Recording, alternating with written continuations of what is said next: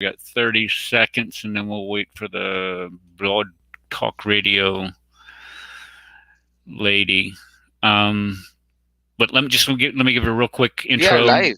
Yeah, I'll give a real quick intro, Adam, and then we'll flip to your video, and then you can discuss what you want. Your show will go live in 5 seconds. 4, 3, 2, 1.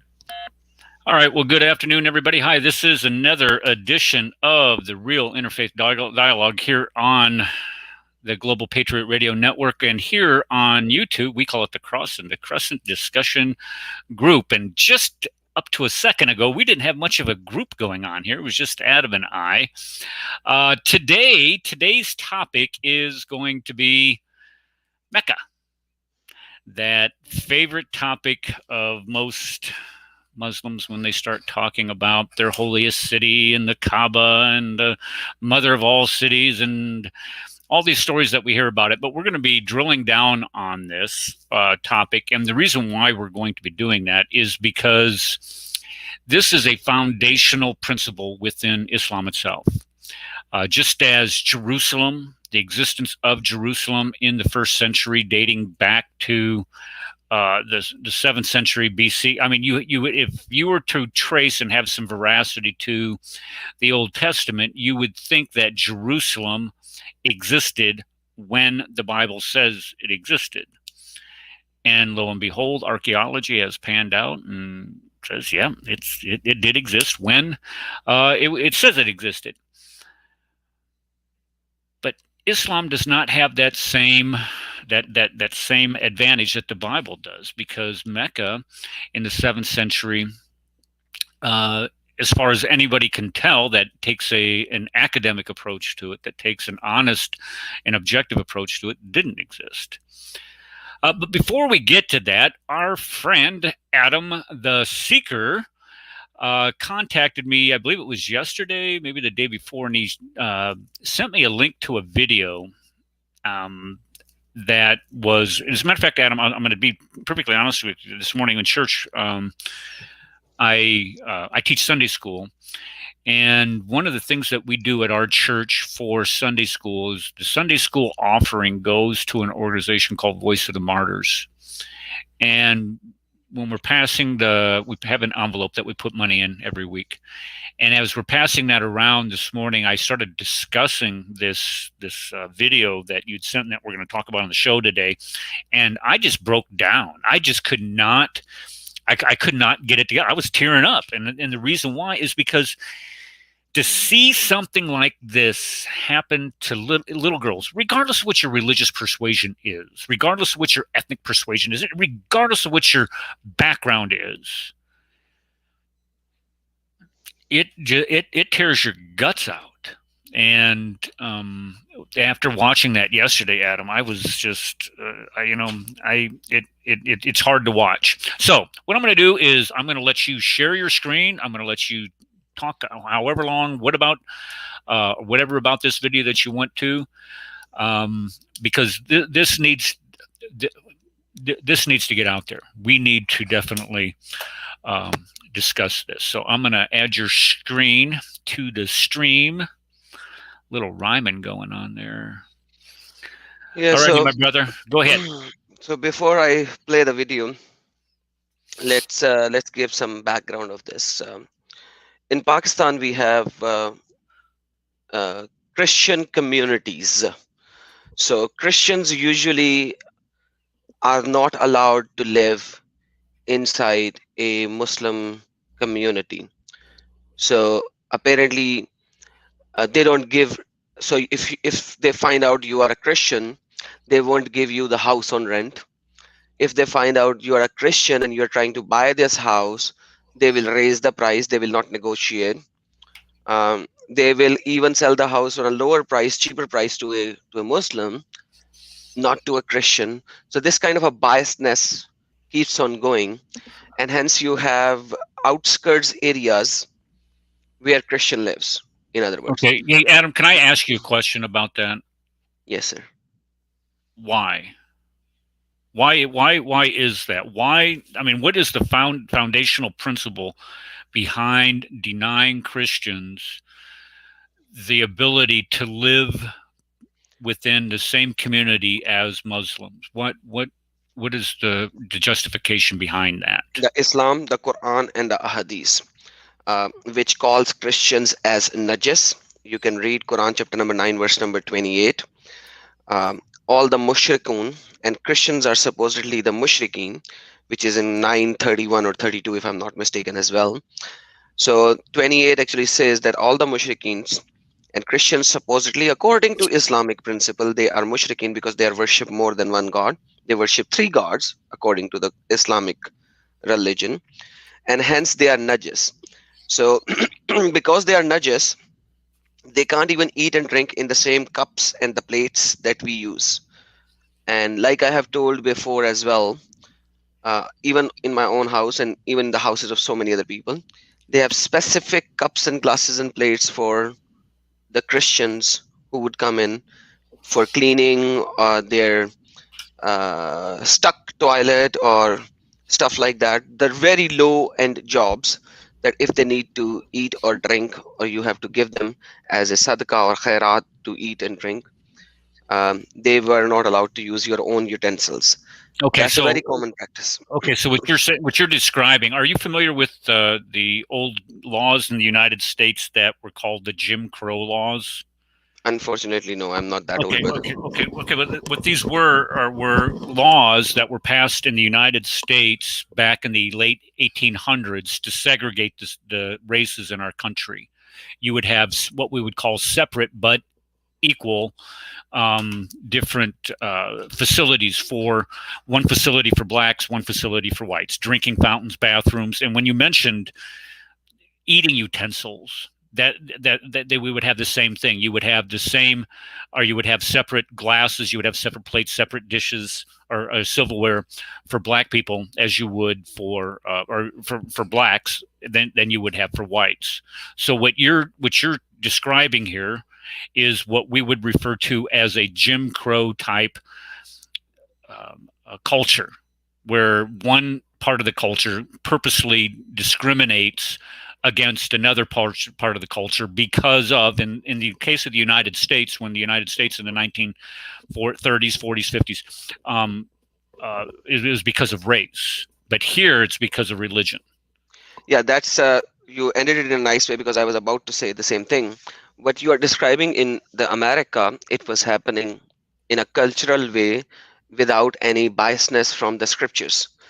On the flip side, when we look at the Pakistan and some of the other Middle Eastern and Central Eastern and Southeastern countries, Islamic countries, it happens because of the scriptures, and it's happening since the very beginning of Muhammad. And as we see, the Khulafa Rashidin, the Caliphs, I don't know how you translate the Rashidin, the rightly guided Caliph, now I remember.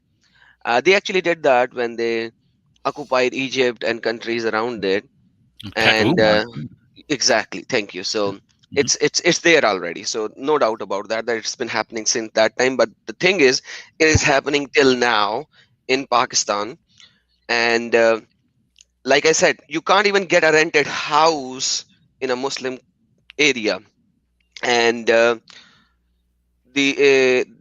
in Islamabad, which is the capital of Pakistan, you have walls, tall 10, 11 feet tall walls that are encapsulated around the Christian area.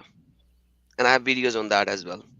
So I think that's for some another day, but if you want, I can open that as well. But yeah, so they have walls that they built up to make them separated from the rest of the community.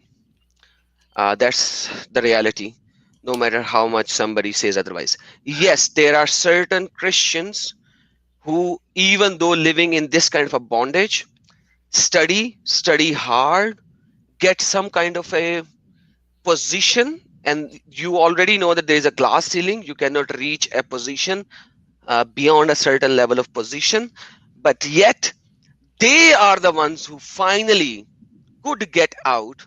But then again, these are the people who have to actually literally remove their religion from their tongues fully. They will not be able to say Jesus is Lord, hallelujah in any majlis. They will always have to say Muhammad with Hazrat with him. Hazrat means sir in respect. So Hazrat Muhammad, when they are speaking, they will be very, very common in using the word Subhanallah, Mashallah, and etc. etc. So they will imitate Muslims. So it will be very, very hard for you to recognize that this guy is a Christian, and that is how they get out of that thingy. But while and if they are proclaiming Jesus, Hallelujah, and all of the Christian terminologies, Father, Son, and Holy Spirit, like those terminologies, if they keep on speaking, they will not get anywhere at all. And that's the reality. Yeah. And these won't be wearing any cross on their shirts or hanging the cross in their cars or etc. etc. It's just this is the reality. No matter how you try to hide this fact, but this is a fact. Well, I want to. We'll explore that after the video, because one of the things that I want to ask you is, how is it that this can still be going on in 2021, and why isn't there an outcry by other Muslims if this is going? I mean, because one of the things that we hear about are all the time is this mantra of the apartheid conditions that are going on in Israel, and them Jews, the way they're treating the Palestinians there, and they're not included. So why wouldn't these Muslims be as equitably why wouldn't they voice opposition at the same right, or the same way, or with the same indignation towards what they do with the Jews, as opposed to the people in Pakistan? But let's get My to friend, your. let me tell you. Okay, go ahead. Just a month ago, a Christian lady, girl of eighth grade or ninth grade, she was raped, gang raped, just because she said Jesus is Lord and she hailed the word of Jesus. And those people say, now you have to say Shahada, you just blaspheme. And she did not say Shahada. You can find it in news as well. And she was brutally gang raped. Grade 8 student. So if you are talking about this, then there is 700 underage girls who are force converted, and we did a live stream on that every year in Pakistan. And in Pakistan, if you are a Muslim and you have to convert to some other religion, you have to be over 18 and you have to go to court and you have to denounce Islam so that they could put blasphemy case on you. But if you are a Hindu or Christian or Jew, you can denounce your current religion and come to Islam even if you are 3 years of age. So that's the reality, no matter how you look at it. Well, I tell you how I think it's disgusting. Is what is. If you want to join the ranks of the civilized world, and you want to make complaints, I mean, because when we looked at South Africa, I'm not sure if you remember you're probably too young for this, but when I was a younger man, the issue with South Africa and the apartheid conditions were in the forefront of the news. They were talking about how unfair, and rightly so. I mean, it was unfair. You had South Africa was colonized by England and then became its own country, and then so you had this white minority ruling over a vast majority of Africans, black people that lived there, and they were not given equal rights. They were not given hardly any rights, as a matter of fact. And you have indignation, and I would hope that you would have, I would pray that you would have the same type of indignation. Yes, John, you can, by all means. And folks, just people in the YouTube live stream, I don't know what happened. I sent out the link to the show to everybody. Hi, Isa. And I don't know why you guys didn't get it. Connie, I just sent it. I resent it to you. I don't know I don't know what's going on. Okay, Adam, I'm sorry. You guys are getting me off topic, and I think you're doing something pretty good. Okay, Adam, go ahead. So this is the video that I'm going to show. It is in the right outskirts of Lahore, which is the second largest city in Pakistan. This is the mother that you can see half of it. So I'm going to play this. This is the subtitles are down below. It's in Urdu. The claim is that her daughter, which is 8 years old, grade 3rd daughter, was raped, and the school is saying she was not raped by an adult but by a class fellow who is 6 years old or 7 years old. But they have the report from the doctor that her hymen is ruptured brutally. She was in critical condition in the hospital. Now I have more videos of her where she is now walking and talking, but I'm going to show her size and her height because I don't have that video in translated yet because I didn't add the subtitle, but I'll show you her size. And her hymen was brutally ruptured. She cannot give birth because she's too young, but the doctors has calculated the semen and said there is a high probability, over 99%, that an adult did that, because this young of a kid will not have the, I'm sorry, excuse my language, the penis to be this powerful to rupture the hymen to this extent. So I'm gonna play it now. Watch and learn.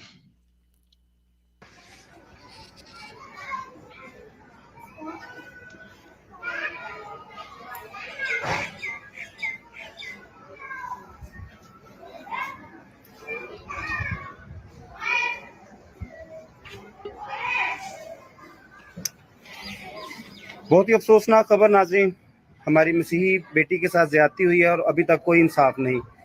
मैं सबसे पहले आपको बेटी की मां से मिलवाऊंगा जो इस वक्त बहुत परेशान है। जी बहना, आप क्या कहना चाहेंगे? मैं मीडिया से यही कहना चाहूँगी, थोड़ा ऊंची बोले बहना। मीडिया से यही कहना चाहूँगी कि अभी तक हमें कोई इंसाफ नहीं मिला और हमें इंसाफ मिलना चाहिए। आप ये स्कूल वाले क्या कह रहे हैं?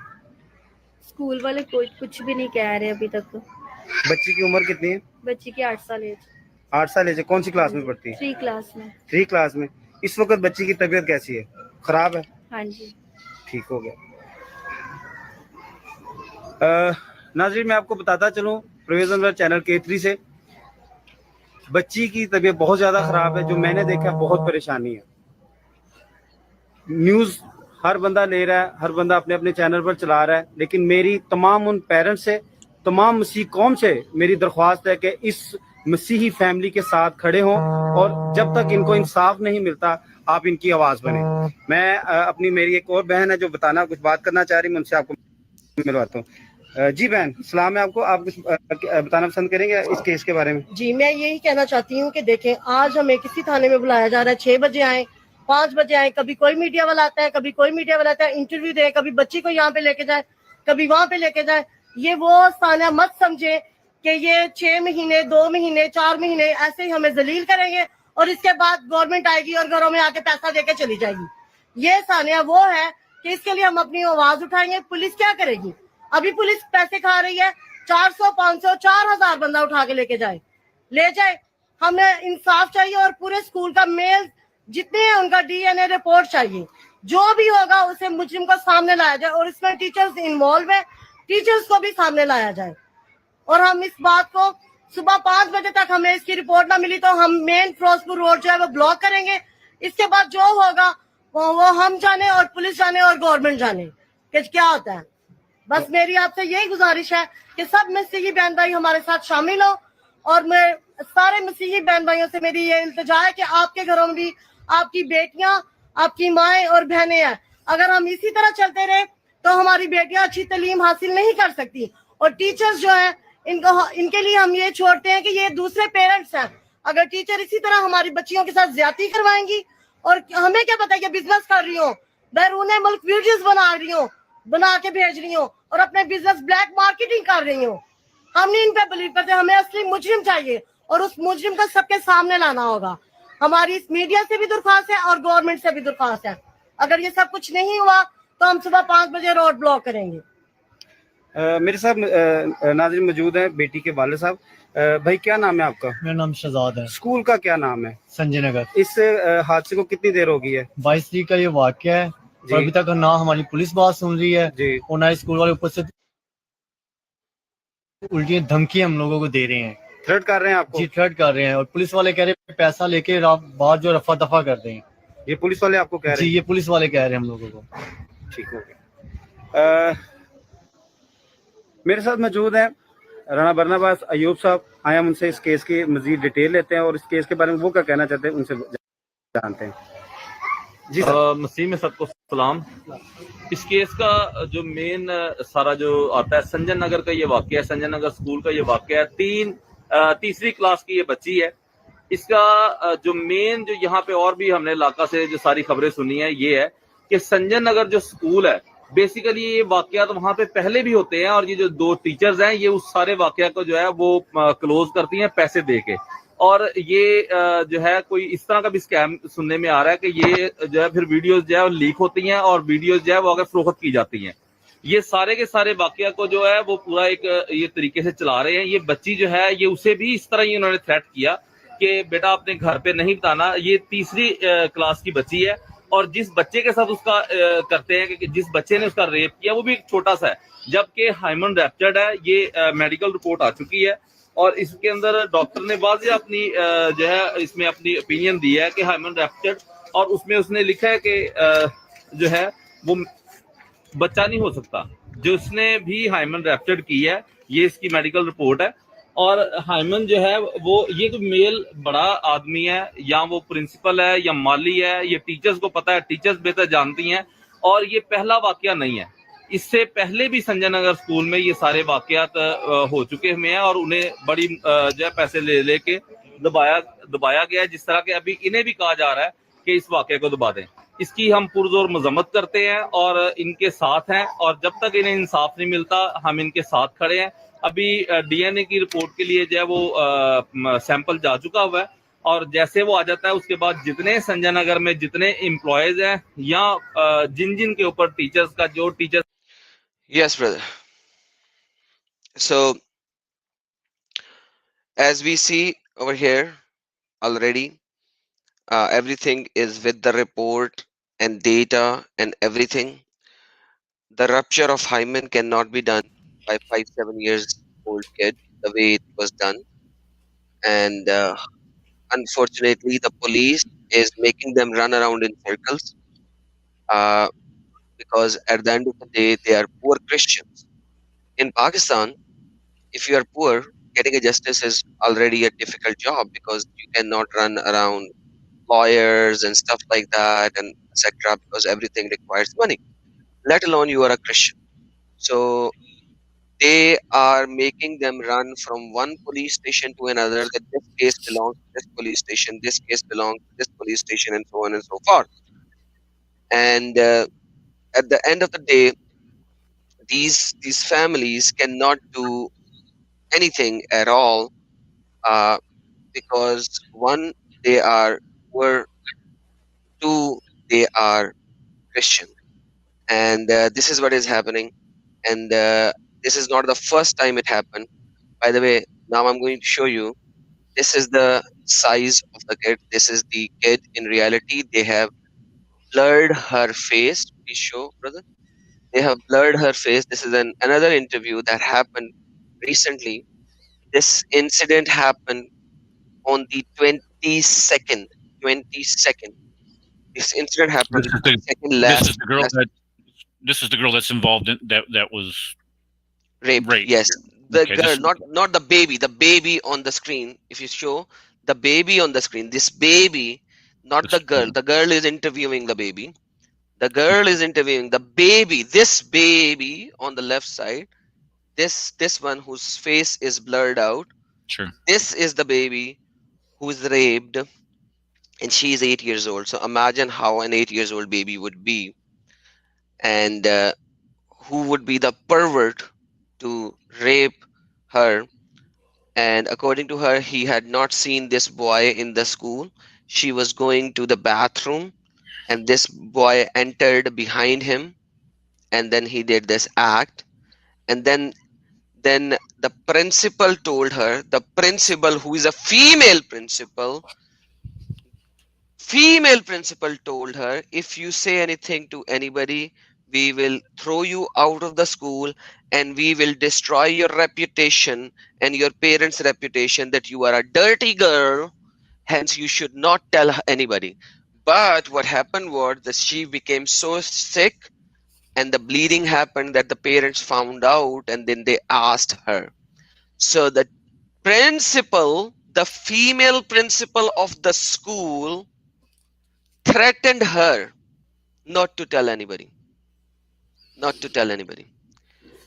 So the purpose of exposing this is that I would like, if possible, that if somebody who knows somebody of the human rights organization, to help them out. K3 local news channel of Lahore has a Facebook as well. You can reach out to them and they can reach you to the person. I'm not going to expose the name or anything over here for the safety, but if you have a human rights organization, finding out K3 News is not a problem. It's just a simple search away from Facebook. Reach out to them. If you can support them in any way to get them justice, if you have the right links to put them, please do that. That's one aspect to expose it. And second aspect is to pray for her and her family. Imagine this kid will have to live with this for her entire life, this trauma.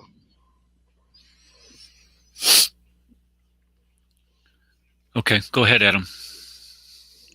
Yes, guys, that's Oh, I thought you were going to play a clip there. Okay, that's fine. No, I don't want to play it because this one is in Urdu and it doesn't have subtitle.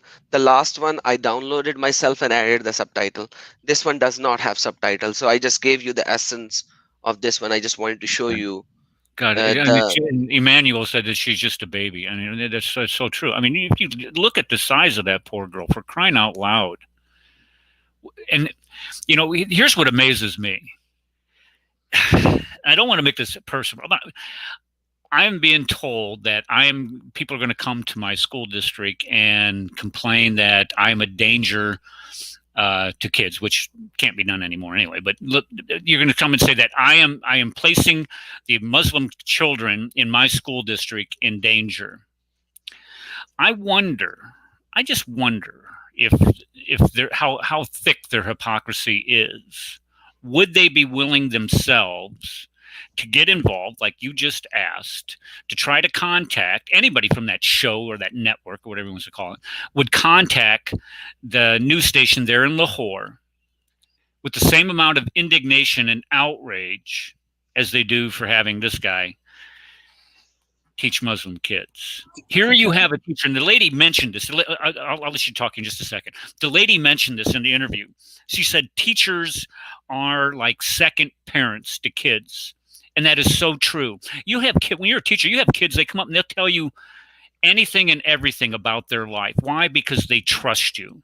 And the reason why they trust you is because that they know that you provide a secure environment. It might be the only secure environment that they are able to exist in that day, but you provide that, and they will trust you, and they will come and tell you just about everything you want. And you are indeed like a second parent to these kids. To violate that trust, I cannot think of a greater crime against anybody, especially, my God, an 8-year-old little child.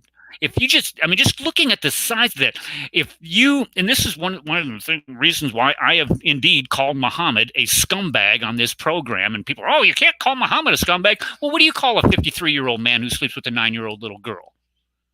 A prophet? An example? So I want to mention to keep on allowing this and not voicing any type of objection to that. And then you see what's happening here. These poor little girls. And it wasn't just this one. This week we had, if you read the news, In Nigeria, oh, what happened in Nigeria this week? Oh boy, I'd say 90% of people in the country don't know. 140 kids were kidnapped from their school. 140 Christian kids. Anybody say anything about that? Do we need to protect these Christians from all these? It's insane, the hypocrisy that goes on. Isa, go ahead. I know you're eager to jump in here. Go ahead. Sorry, I actually wanted to talk about this particular crisis that's going on, and particularly and I think Adam definitely knows about this in the South Asian subcontinent. In Kashmir, there's a person that I wanted to highlight as well. I'm putting the thing in the chat. His name's Gulzar Pir, and it's this huge scandal. There's this huge scandal of 80 to like 90 girls that were assaulted in like Islamic school, by this man. So like this is a crisis. There is a crisis that really exists, and there needs to be something that's done about it. And these are like young ladies too. I'm going to put it in the YouTube chat too, but it's pretty intense. It's pretty intense. So I wanted to embellish that too, because like we have to call out things that are wrong. So if there are horrible, evil things that are wrong, particularly young ladies, we got to call it out. So I'm going to reinforce that as well. Let's see. This is yeah. I just posted it in the chat there for everybody to see. Isa, who's that? Rad, the Madden. Yeah, Radical Madden. Mad. Recovering from the COVID shot. Get the vaccine, they said. You'll be fine, they said. Yeah. Anyway, I'm such a wimp. Anyway. Yeah, the problem is, Isa, is that we can criticize that. We can call that out. We can condemn that. Okay? But Muslims would be hard-pressed to do that. Why? Because, seriously, they're just following the example of their prophet, okay, to one extent or another. Now, the only thing the Muslim could say is, someone who follows Ken Islam or Charles Islam, okay, would say, well, no, that's not the official prophet. Like, how would they know? They just totally reject all the negative hadiths, which are 100% authentic hadiths. You know what I'm saying? Or I shouldn't say 100%, but mostly authentic hadiths. And they just throw them out for no reason. So therefore, the only thing they could say is that's not real Islam. But if that's the case, then they would have to takfir these Muslims. In which case, that's a very big deal. And them's fighting words, they'd have to kill each other. Do you see the problem? I mean, that ultimately is the problem. They cannot condemn this sort of behavior legitimately. Okay?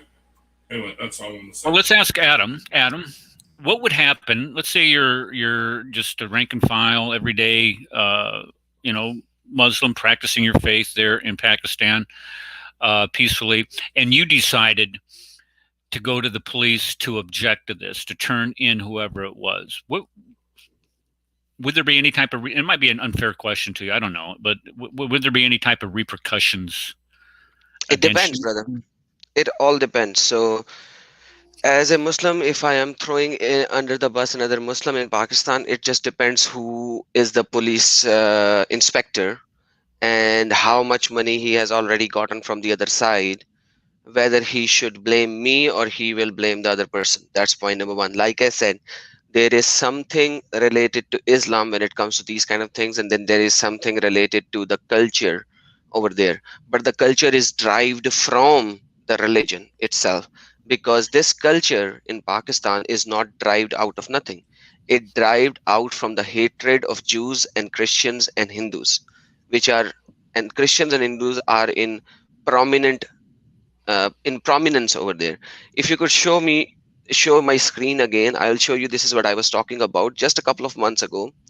Pakistani Christian girl was raped just because she refused to convert to Islam. She refused to convert to Islam. And I have a couple of videos which is in Urdu language. I'm going to show it some other day. I have to translate them yet. I didn't get the time. And like I said before, there are multiple news channels talking about it. This is ABC News, and it's a big news channel. It's not a fake news or something. Each year, I said 700 because that was the older news of BBC of 2017. This is the new one. Each year, 1,000 Pakistani minor girls are forcibly converted to Islam. Each year. The BBC News of 2017 says the BBC News of 2017 says minor 700. Maybe here they did not say minor. Maybe that's why it's 1,000. But I don't know. but this is the reality of the situation, whether you believe it or not. Abducted, shackled, and forced to marry at the age of 12. And I've done a couple of live streams on that as well. This happens every other day. This happens every other day.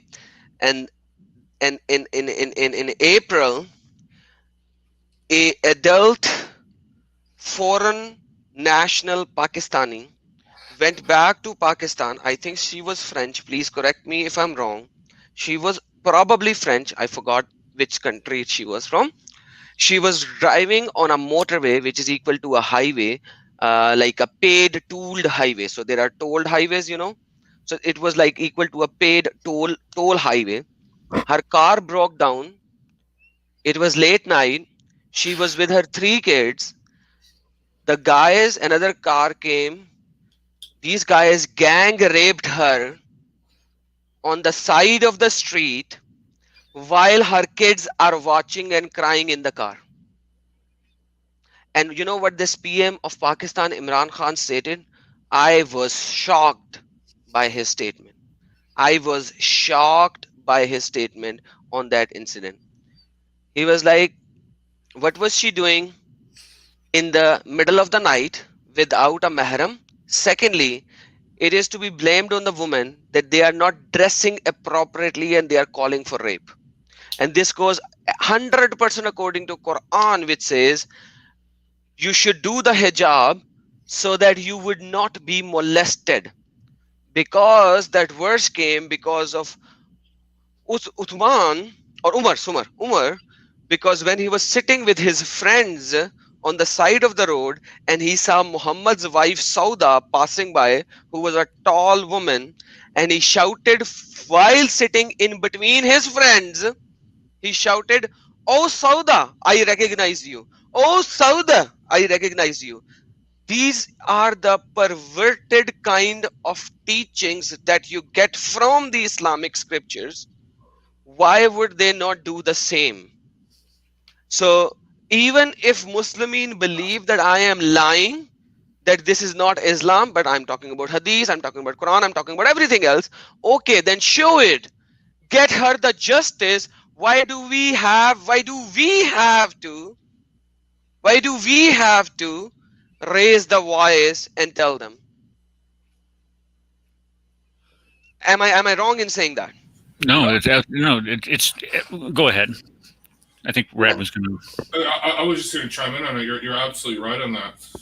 And there's even more to this story. Well, not that story. You can look this up. There were cases in Saudi Arabia. Same incident. This was a Muslima. She was out driving by herself, and she broke down. Or no, she was with her maharam or whatever, which is really weird. They will hire a dude to drive their women around, right? But so that's going to make her more safe. You know what I'm saying? I mean, that makes no sense in that part. But anyway, they either she was driving herself or her car broke down and her maharam went to go get help, and a bunch of Saudi youth came upon her and they totally raped her.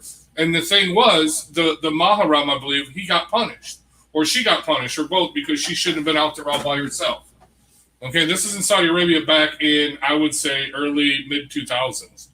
Not only that, but you all remember the case where the girls' school was burning down, and the firemen told the girls to go back into the fire because they forgot their hijabs or their abayas or whatever. They were not covered, and they burned to death. There was another case where they've changed the law on this, though. Well, there was another case where a woman was being beaten to death by her husband. She called her dad. Well, first she called the police. The police said, "Sorry, there's nothing we can do about it." It says, "Right." And then she called her dad, and they arrested the dad outside while she was being beaten to death. I mean, wouldn't allow that. I think they changed the law on that one, too. Well, begrudgingly, because it took away their Islamic identity or whatever.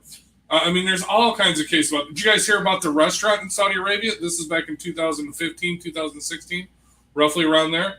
There was a restaurant where the restaurant owner got tired of women, of women being sexually, not sexually assaulted, but sexually harassed by young men who went into the restaurant at the same time. So you know what his solution was? Ban all women from going out to eat, from eating at his restaurant.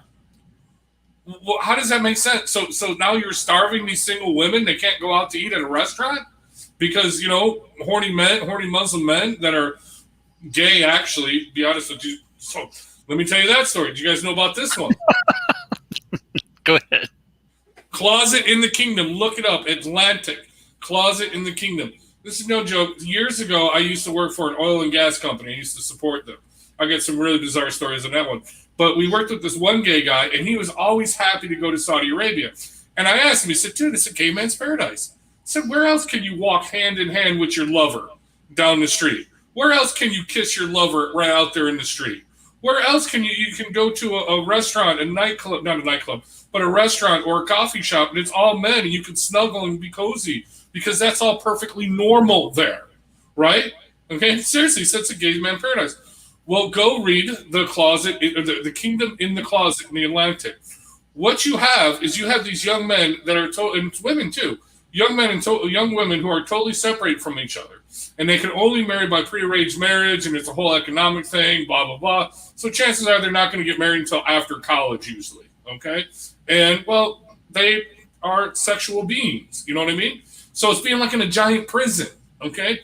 Where these men, young men and young women, they have lovers, okay, and they are openly gay pretty much, and nobody. It's like, you know, as long as they don't catch them in the actual act of sodomy or whatever, which who's going to do that? But you see what I'm saying? I mean, no, it is a gay man's paradise, Saudi Arabia. Go look that up. Kingdom in the Closet. I mean, no, the whole thing is perverse. It is perverse down to its core.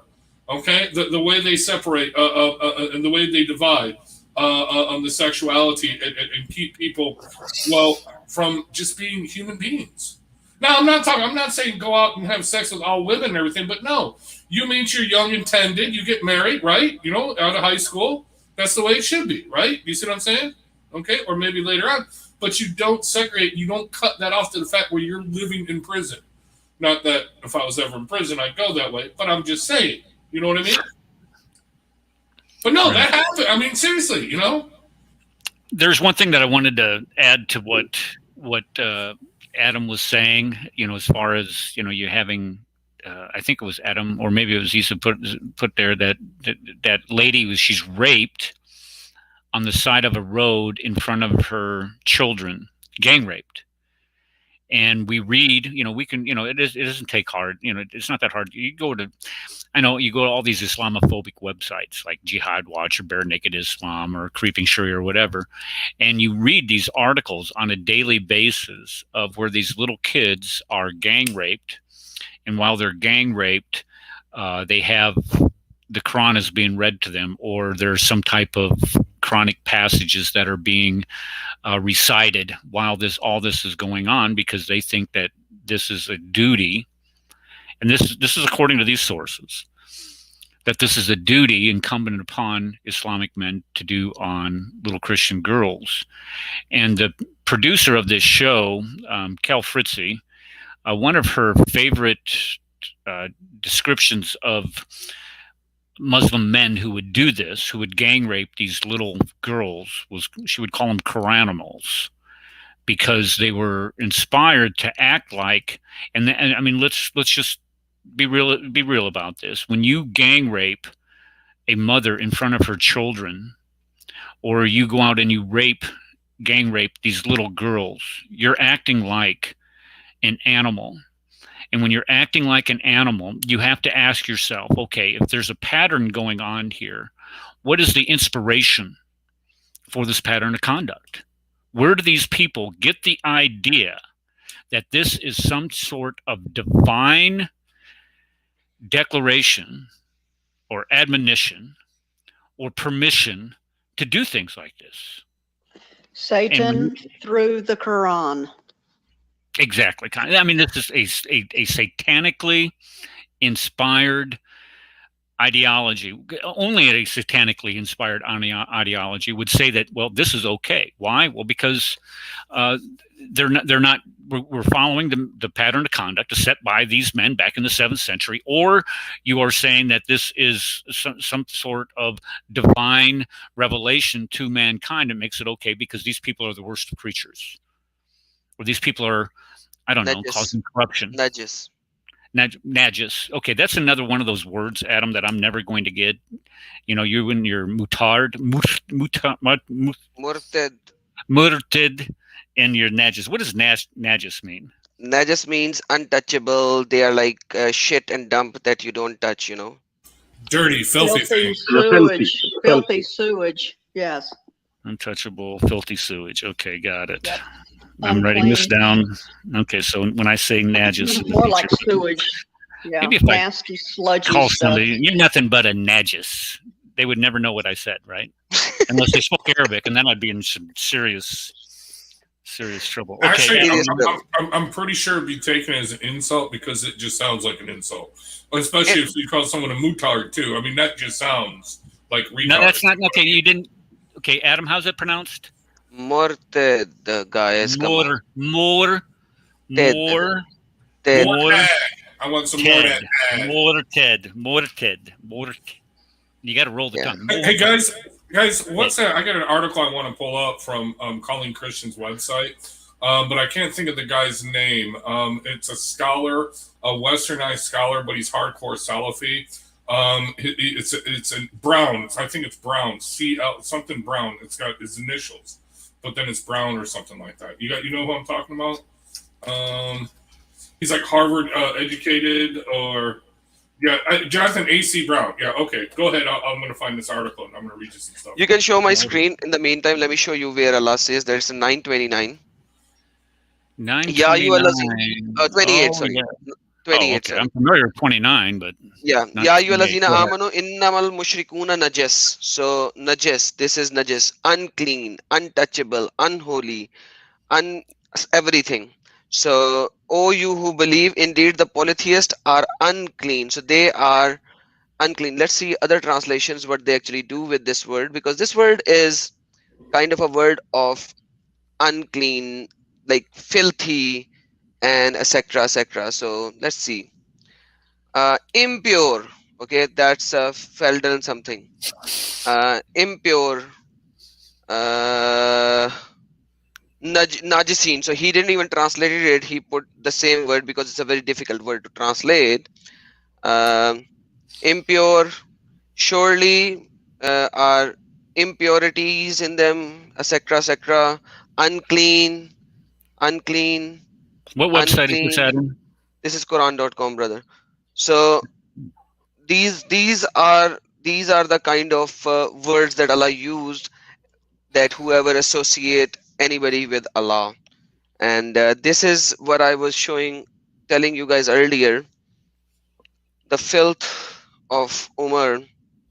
He saw Sauda while he was in gathering. So Umar bin al-Khattab sitting in a gathering of his friends, he saw Sauda passing by to do what? To do poo-poo or something in the close by fields, because there were no bathrooms in the homes at that time. And Sauda is the wife of Muhammad. And what did he say? So because he was anxiously waiting for the divine order for veil, he told Muhammad previously, hey Muhammad, please tell your wives to do veil, and Muhammad didn't listen to him. So how did he make Muhammad listen and ask for Allah to give divine veil verses? He called out Sauda while sitting in his gathering, and she was passing by, and he shouted, I have recognized you, O Sauda. I've recognized you, O Sauda. So he chanted her name out so that Muhammad's Allah, which is Muhammad himself, would give the divine revelation of veiling. So why would these Muslimin not do the same? Because this is an early hadith. After that, you have the malakat al-yamins. After that, you have the unclean, filthy people that you can have sex with, and they are not even paying jizya, because if the Christians are not paying jizya, their blood is halal. They are dammak halal. So why would they not do anything because they are not even humans. That's how they portray it.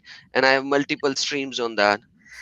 So sorry, brother. They're the worst of creatures. I get it. So Allah is giving them permission to have sex with unclean animals. Great. What a wonderful religion. Did you hear that, Kenny? What a wonderful religion, Kenny. Your Allah tells you can go screw an unclean animal. You know, us najis. That's great, Kenny. Isn't that so wonderful? Wow, how wonderful, Kenny. Repent, baby. Where did Allah stop them to not have sex with animal? So if you have sex with animal, even in ihram, the only thing that is going to be removed from you is the hajj that you were doing, nothing more. So you can actually penetrate an animal from the back side or the front side. And do you want to see the fatwa? I can give you the fatwa on that. No, that's okay. The only thing that you will be removed of is the current hajj because you were in ihram, full stop. Yeah, wow, so you get to be a homosexual with an animal. Isn't that wonderful? Isn't that wonderful? Isn't that wonderful? You get to be a homosexual with a filthy animal. Wow, that's wonderful, isn't it? Great. Wow. Where can we sign up for this wonderful, peaceful Islam? Huh? Where? You can sign up if you want, Connie, but I'm so wonderful. Oh, it's so wonderful. Islam is so wonderful. What really bothers me here, and you know, it, of course, you know, the other stuff is really sick, but to say that another group of people, because of the religious beliefs, is, what was that word? Untouchable. Najis. Is that the word, najis? Yes, brother. Is untouchable, and meaning that they are people that are second class. And this is why we find it in the Pack of Umar, where you can't bury Christians in the same cemetery as you can with Muslims because they're considered najis. They would be. Oh yes, they have separate graveyards in Pakistan as well. Yeah, and when you make these considerations in 2021, this is to hear people make an apologetic for, you know, Islam is about equality and the peace, you know, the loving of mankind and coming together. When your own book, and if I was correct on this, this is right there in the Quran, 928, is saying that another group of people who are associators, who are polytheists or whatever, are untouchable, unclean. And you listen to Adam, and I'm sure John would be able to come up in here and give you all kinds of the same types of stories from Egypt demonstrating this. And you don't say boo about that, but yet you want us to believe. I mean, it's like you're looking up and the sky is blue, and you say, oh no, it's raining today. Or it's pouring down rain, and you say, no, it's a bright sunny day today. You know, after a while you just get tired of being lied at, and then to have somebody condescend to you and try to tell you, well, you just don't understand. No, the fact of the matter is it's 2021 and the gig's up. This is why somebody here in the chat was posting about the apostasy rates. I'm sorry, I forgot who it was, but that tells me that the gig is up. Go ahead. I don't know who's going to talk there. I found that article. If you bear with me here. So this is an article that was posted to the website when Paul Williams owned it, bloggingtheology.net. Now Ijaz Ahmed owns it, or he stole it from him, basically. He hasn't really done anything with it, but it's still up. I actually have it saved in my computer. But I shared the link with it.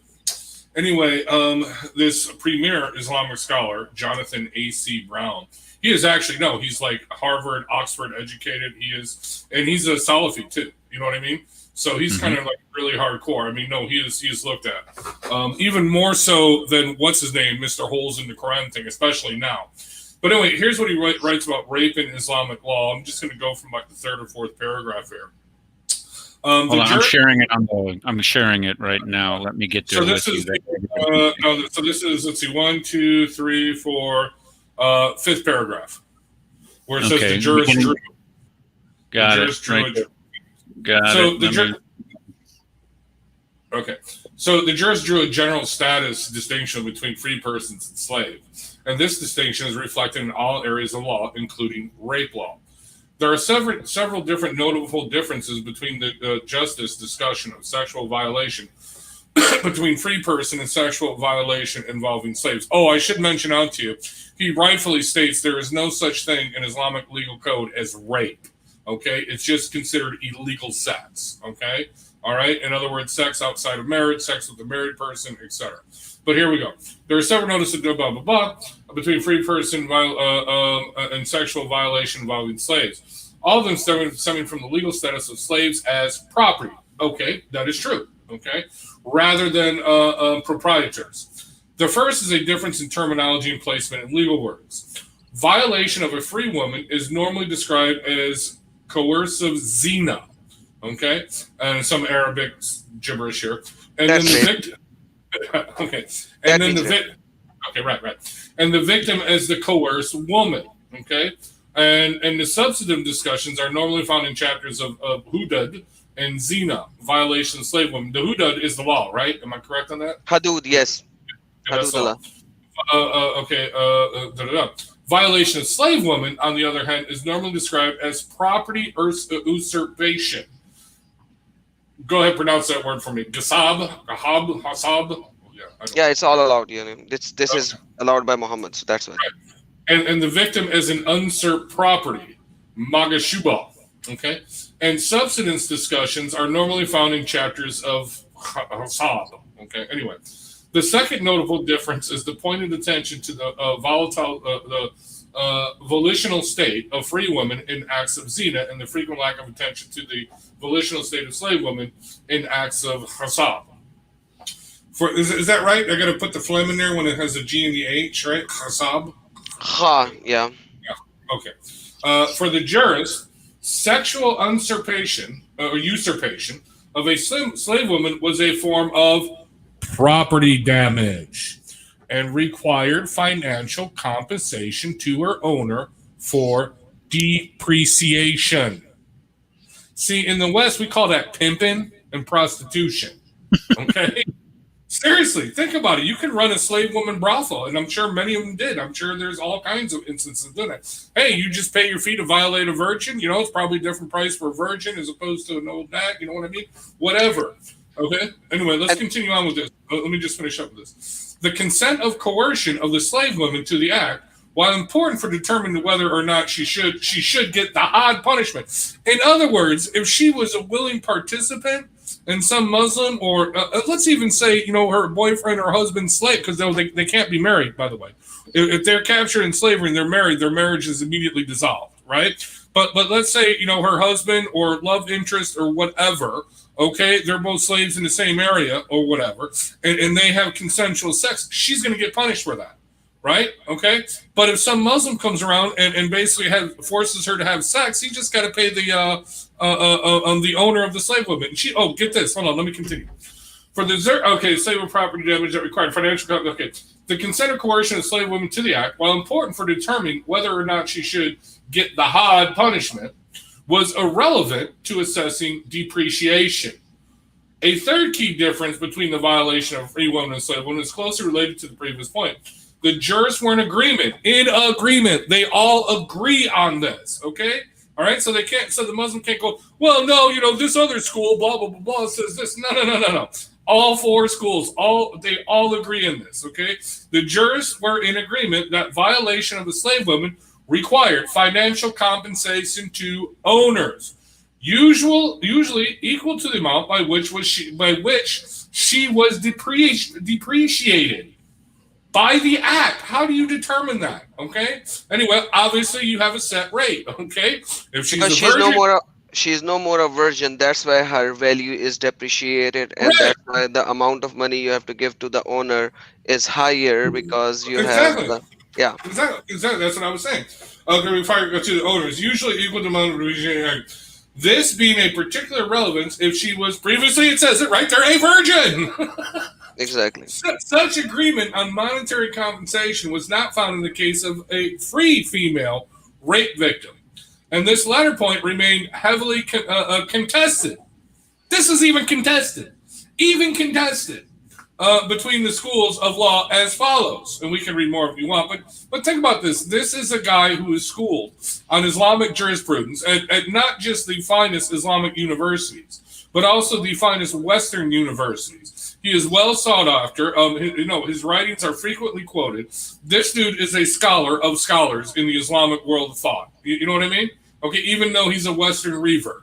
Okay, he is. He hasn't made any stupid statements saying, "Well, there's holes in the narrative yet," but he probably will someday, unless he learned his lesson from his buddy. You know what I mean? But no, seriously, it's actually explained to you.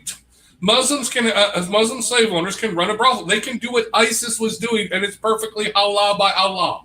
No, brother, let me add something over here. They cannot run a halal brothel because they cannot call it a halal brothel. So they can run anything they want to run.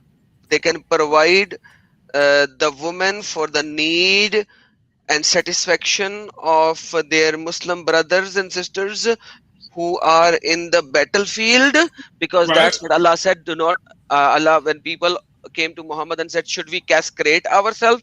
Muhammad said, no, you should not. Let's do the nikah temporarily. So they cannot call it brothel, because as soon as you call brothel, all the Muslimin will come up and say, hey, it's not brothel, it is not allowed, it is not allowed. But Allah also said in the verse of the Quran, chapter number 4, I forgot which verse, but it's in Surah An-Nisa, that do not do that. But if you do it, Allah is more forgiving. Well, that's the thing. That's the thing, Adam. As you know, it's all a word game for them. So, I mean, I remember, Muslims saying, show me where it says rape. Show me where it says rape in the Quran. Dude, if you have sex with a slave woman against her will, that is considered rape. No, it doesn't say rape. So that's why. Exactly. That's. I was saying sarcastically to you. I know, brother. Yeah. So that's like they think it's not brothel, but what else it is? Give me the name, and I'll use that name. You don't even have a name for that. It's also like the difference between the muta marriage for the Shia and the traveling wives for the Sunni. Where Mikatasir, that's secret marriage. Mikatasir, yeah. So basically, the muta, they can negotiate for a couple hours. That's just hardcore prostitution right there. But the traveling wives, yeah, it's perfectly permissible if they're traveling for education, for school, for work, whatever. They can take on a wife, temporarily, have kids, blah blah blah, and just leave them when the job is done or their education up. Just leave them in the country, leave the kids, and have no responsibility to it. And they, by Allah, I swear my hands are clean. You know how they always say that. You know what I mean? Anyway. No. So by this, I'll give you another irony to think about and proclaim about. In Pakistan, because it's majority Sunni Muslim country, I think, if I'm not mistaken, over 80% are Sunnis. Or 85%. There are red lights areas over there as well in Pakistan. Okay, so you know what red light area is, right? It's like a place where prostitution can occur. Yeah, where you can find wait. The biggest brothel in the world is outside of the Red Mosque, the giant Red Mosque. Seriously, it's the largest brothel in the world. Anyway, yeah, that's what we call red light area. Okay, so it is right behind the Badshahi Mosque, which you call Red Mosque. That's in Lahore as well, outskirts of Lahore. Anyhow, coming back to the point. So they are legal. You know why they are legal? Because raping and prostitution is illegal in Pakistan. So you cannot run that business in Pakistan. But it is legal and nobody can raise a finger on them, because every prostitute proclaims that she is Shia, and every time you will go to her, she will make you sign a muta contract for the amount of hours that you are hiring her. So you will be legal husband for her. Hence the police and the law cannot do jack with you or with her. So that's how they run their business.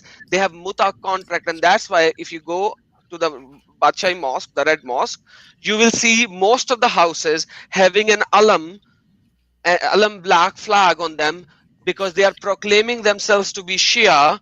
So when the police will raid or do something, they'll say, what are you doing? He's my legal husband. There you go, the contract of the marriage. So that is how they run their business. So what else is muta if not prostitution? And now Eric is holding his head. No, I just can't believe. Well, I just can't believe how sick this is. I mean, if you are trying to say that somebody is from a different denomination within your faith, and I understand the Sunni Shia split there. I get that, but to say that something that is so demonstrably immoral is now okay because it's done with somebody else that is from a different denomination, how degenerate do you have to be in order to practice this? I mean, where do you lose? This was something that we brought up in our Sunday school class last week. Anyway, man, are you teaching like high school, or what are you teaching that you're bringing it up in no, this is my Sunday school class. This isn't in my class. Okay. But we were talking about is that, okay, we have this fleshly nature, or the sin nature that we inherit, okay, and it is our inclination to rebel against God, but yet through Christ and in Christ we are able to by embracing. We have anyway. I'm getting off track here, but the point of the matter is that the more that you sin, the easier it gets, because you lose that accountability with God. And when you continue, and then the more that you sin, the more that you are going to justify it. So what I'm hearing you guys talk about is all these practices, whether it's raping little girls, or whether it's running prostitution rings, or bestiality, or whatever it is, and they have rules governing this. Well, you can practice bestiality as long as you don't sell the meat to a neighbor. Are you kidding me? And the amount of disgust and indignation, I would think that would naturally come over us. I'm not getting that. I'm not seeing that. Maybe I don't know. Maybe I'm wrong on that, but I just, to make rules like that are just absolutely unconscionable to me. Yeah, I'm not buying meat from a halal butcher. I'm just saying, dude. I don't want that extra special seasoning, what do you say to people like that anymore? I mean, how can you? I mean, where does the conversation begin when somebody believes that? You say repent and believe the good news, and you start telling them it.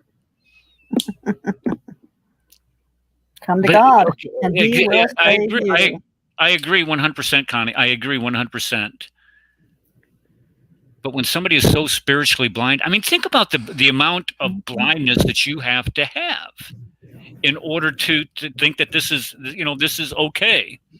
To think that that's why we have laws, and then they go to jail to think about it for 20, 30 years, or they get the death penalty. But these guys aren't getting the death penalty. These guys are not breaking any laws. This is something that they've put into practice. When you look at when you can declare, and this is exactly what Hitler did with the Nuremberg laws. He dehumanized an entire people group. He dehumanized the Jews. And when you dehumanize an entire people group, you can do whatever the heck you want with them. So when you say that somebody is najis, somebody is untouchable, somebody is unclean, and that you can do whatever the heck you want to them. You can rape them. You can make pornography. This is what just disgusts me when Adam sent that video out. They would rape these little girls, and they take and film it, and then put it out there for sale. Are you kidding me? How much of your soul can you absolutely have, or can you have left after you've done that to another human being, especially a little girl? And we've talked about this. I know a lot of you guys are just probably sick of listening to that. Get off your soapbox, Eric. Get off the soapbox. But the fact of the matter is that when you are that old and you do that to a little girl, you have lost your soul. And to sit there and try to justify it, saying, oh, well, the legal age for women in the United States was to shut your pie hole. Don't you dare try to tell somebody that that's okay, ever, at any time, in any culture. It's not. And when we see people being treated like this in other societies, Adam, you're spot on. You have to get a hold of somebody that has a platform that can alert these human rights organizations and say, look, I know this isn't the most popular topic in the newsroom, but somebody has to say something without having the fear of being called an Islamophobe or having the fear of, well, we're going to show up to your city and we're going to get you fired from your. Somebody needs to stand up. Yes, and defend these little girls. They're little children. We are the adults. We're supposed to be taking care of our little children. And Jesus addressed it. It's better if a millstone was tied around your neck and you were thrown in the deepest sea. I mean, come on. I mean, this is what the Messiah said, and we are held accountable to if we do not heed what he says, meaning we obey him, because why? Why do we obey him? For this instance, because it protects the children, the children, Kenny, right? The children that you're supposed to be loving also. This is disgusting. Every sort of human being should be coming together to defend these little children. All of us. I don't know what else you can say about that. I mean, how do you convince them? And that was the question. Do you go with them? It's what you're doing now. It's what you're doing now. Bringing awareness to it. It's out there now on the internet. Anybody with the internet can read this and listen to this and hear this. So we have to raise awareness. And then, give them the good news. Repent of your sin and turn to God through Jesus, and he will save you. He will deliver you from sin. Well, I just can't imagine living in a culture where they would be able to treat little girls like that. I just, Adam, well, let me ask Adam this, because you lived in Pakistan for however long. I mean, how do people deal with this? I mean, is this just something that they don't even think that is wrong? I mean, is this something where that is what I've answered so many times to so many people, that if something like here, eating pork, let me give you a very bad analogy. Here, eating pork is all okay, right? In Pakistan, if you eat pork, it's filth. So when something is defined as filth and it becomes your common practice, why would you feel wrong about it? Do you understand what I'm trying to say over here? It is not wrong if every gut feeling of you says that it is not wrong because this is what you have been told since childhood. So don't think of it as, oh, this is so nasty. Because let me give you another example. Back in last year, 80 years old guy married a 16 years old girl in Sindh, and there was an outrage on that. The news channel went to that person's house in Sindh and they said, what did you do? How can you marry such an at such an old age? And he commented only one thing. He said, didn't Muhammad married at the age of 53 with a 9 years old? If that is all legal and okay, I am following the Sunnah. Who the hell are you to say otherwise? There was not a single news outrage after that. He said, you guys are doing blasphemy against Muhammad, against our holy prophet. Full stop. Nothing happened after that. Every news channel went quiet. And this 80 years old guy had married a 16 years old woman. Girl, sorry. They call it woman, but yeah, it's a girl. Well, so it's normal. Let's just hope that she wasn't prepubescent. So are you? So it's just ingrained. Most likely they are. Eric, don't. No, they're not. It's 16. It's 16. Yeah, it's 16. No. A lot of girls do not start their period until much later. Let's let me make sure I understand this. Are you saying that this is something that they're just brought up saying that it's okay to discriminate against Christians? Yes, sir. Like it's the basic law. They are called chude in Pakistan. Chude is a Urdu term for najas already. Means untouchable. Means shit. Means dirt. Means dirt bags. Like Okay, well, chude. how prevalent is this across the Islamic world then? So when we start talking about Pakistan, we could go to, well, Afghanistan. They don't have Christians. How about Egypt? John, Egypt. There we go. John, I don't know. Egypt. John. Yes, Egypt, I'm they with live you. in Yes. garbage dumps. I'm sorry. Well, yeah, John's here. Yeah, but they live in garbage dumps and they raise pigs. Yeah, go ahead. Sorry. No, it's okay. It's Egypt is not far from Pakistan. Actually, we have a lot of violence against women, like Pakistan. Many females are kidnapped every year and converted to Islam by force every year. Where also many Copts make a lot of demonstrations to return their girls back to their houses. But actually, the government sometimes supports Muslims. That is not that doesn't take the fair position. It takes like the position of Muslims because they are majority. They tell the people, look, if you insist to return back this girl, we can't save your houses. They will burn your houses. And we have around 400, 500 girl every year is kidnapped this way. But maybe Pakistan is more violent than Egypt. Depends on the if you read the history, see Islam how go to India and Pakistan. There is the biggest genocides in history happened in India. This is why the people there are affected by their history. Yeah, in Egypt we have the history saying that Amr ibn As, who invaded Egypt, the Islamic invader from the Caliph Omar ibn al-Khattab, made a lot of killing, burns the big library of Alexandria. There is a lot of stories about that, but not that violent that happened in India. And this is why they are affected much by these stores. But the same, it's the same. It's like making Christians and Jewish bow to them, bow to Islam, bow to Muslims, bow down to Muslims.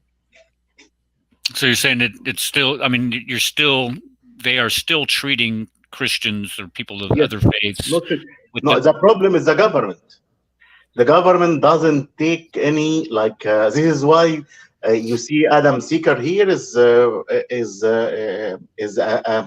he posts the picture of Imran Khan, the Prime Minister of Pakistan, who doesn't do anything.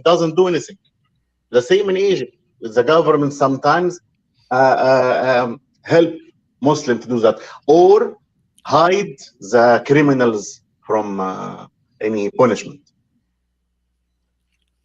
It's astounding. When we think about here in the West, and this is something that we probably could relate to here in the United States, is our experience with slavery.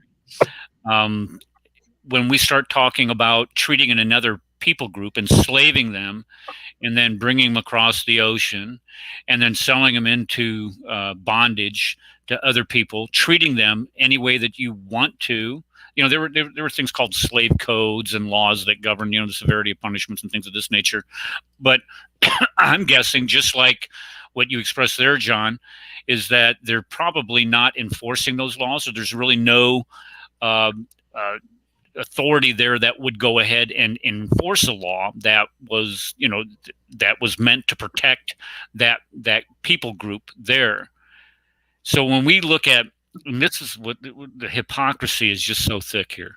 When we look at our own experience with slavery and the way that the African Americans were treated in our country throughout our history, and all the way up to 50, 60, 70 years ago, when the Civil Rights Act was finally passed, it's unconscionable today. And when we look at that, we're just thinking, what in the heck were our grandparents thinking, or what in the heck were our parents thinking at that time? And we prejudge that based on the morality of 2021. And that's that. And I think it's okay to do that, because when we look at the morality of there's some things that are acceptable today that I think that should not be acceptable. But the equitable treatment of other people groups, regardless of ethnicity, regardless of their gender, regardless of their religious preferences, today we should, and most Western countries find that as an anathema to think that, to do that to somebody else. And to hear this being done in Pakistan, and Pakistan's going to be what was I going to say, is the highest, it's going to have the highest population of Muslims. They're going to surpass Indonesia here within a decade, if I'm not mistaken on that. And they're allowing too long that you given, FYI. Say that again, Adam. I didn't hear you. I said decade is too long that you have given. I can see it happening much earlier. Oh, you think so? Okay. Oh yes. Well, maybe when I read that, it was, brother, from the level that if you ask a 3 years old to be converted to Islam, and you will then take her or him away from her parents or his parents, and you think that is legal and okay, what else is remaining there at this moment anyways? Yeah. I mean, where's that barrier? I mean, where do you draw the line? If it is permissible to treat people differently based on their religious preferences, I mean, would we even think about? I mean, let alone. No, let me say this differently. Would we allow somebody to be mistreated in our country because of their religious preference? And the answer is yes. When we look at today, the amount of anti-Semitism that we see in our country going on today is just, it's gross. And yet you have people from one political persuasion, I might add, saying, well, that's perfectly acceptable to go ahead and discriminate against it. It's perfectly acceptable to condemn the only Jewish state on the planet. So, okay, Adam, I see you wanted to share your screen for some reason here. What are we doing? Yeah, this is the same one. I'm showing that some activists, human rights activists, tried to implement the law that a minor cannot get out of the religion, just like a minor cannot get out of Islam in Pakistan. And this is what it is. So it's a dubbed video. I'm going to play it just for 30 seconds. Okay. Please stand up and recite some Quranic verses.